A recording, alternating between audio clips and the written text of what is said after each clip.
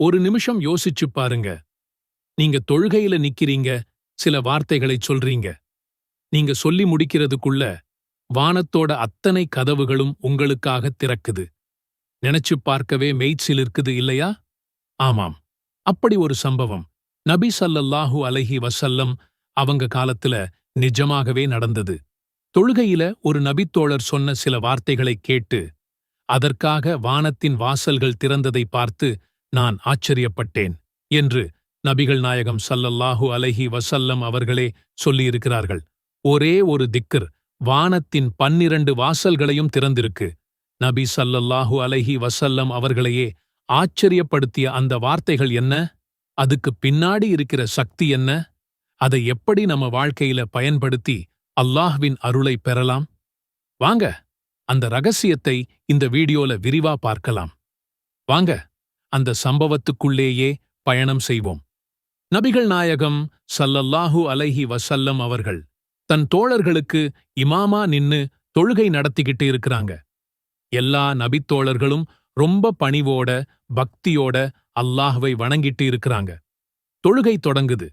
முதல் தக்பீருக்கு பிறகு எல்லாரும் மனசுக்குள்ள ஆரம்ப துவாக்களை ஓதிட்டு இருக்கிறாங்க. அப்போ அந்த கூட்டத்தில் இருந்த ஒருத்தர் கொஞ்சம் மூச்சு வாங்கினவராக ஓடி வந்து தொழுகையில சேர்றார். அவர் தாமதமா வந்திருக்கலாம், இல்ல வேகமா நடந்து வந்திருக்கலாம்.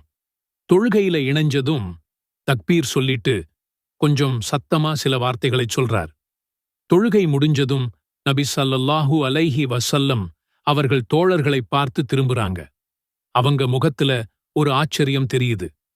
அவங்க கேக்குறாங்க, கொஞ்ச நேரத்துக்கு முன்னாடி சில வார்த்தைகளைச் சொன்னவர் யார்? சபையில ஒரு நிசப்தம். அந்த வார்த்தைகளைச் சொன்ன நபித்தோழருக்கு ஒரு சின்ன தயக்கம். ஒருவேளை தொழுகையில சத்தமா ஓதினது தப்போ? இல்ல நபி ஸல்லல்லாஹு அலைஹி வஸல்லம் அவங்க ஓதாததை நாம புதுசா சொன்னது பிழையோன்னு பயந்திருக்கலாம். அதனால அமைதியா இருக்கிறார். நபி ஸல்லல்லாஹு அலைஹி வஸல்லம் அவர்கள் மறுபடியும் கேக்குறாங்க, யார் அந்த வார்த்தைகளைச் சொன்னது? அவர் எந்த தவறான வார்த்தையையும் சொல்லவில்லை. அவர் மெதுவா எழுந்து, அல்லாஹ்வின் தூதரே, அது நான்தான் என்று பணிவா சொல்றார். அல்லாஹு அக்பரு கபீரன் வல்ஹம்துலில்லாஹி கஸீரன் வசுப்ஹானல்லாஹி புக்ரதன் வ அஸீலன். அல்லாஹ் மிகப்பெரியவன் என்று பெருமைப்படுத்துகிறேன். எல்லா புகழும் அல்லாஹ்வுக்கே உரியது என்று அதிகமாக போற்றுகிறேன். அல்லாஹ் பரிசுத்தமானவன் என்று காலையிலும் மாலையிலும் அவனை துதிக்கிறேன்.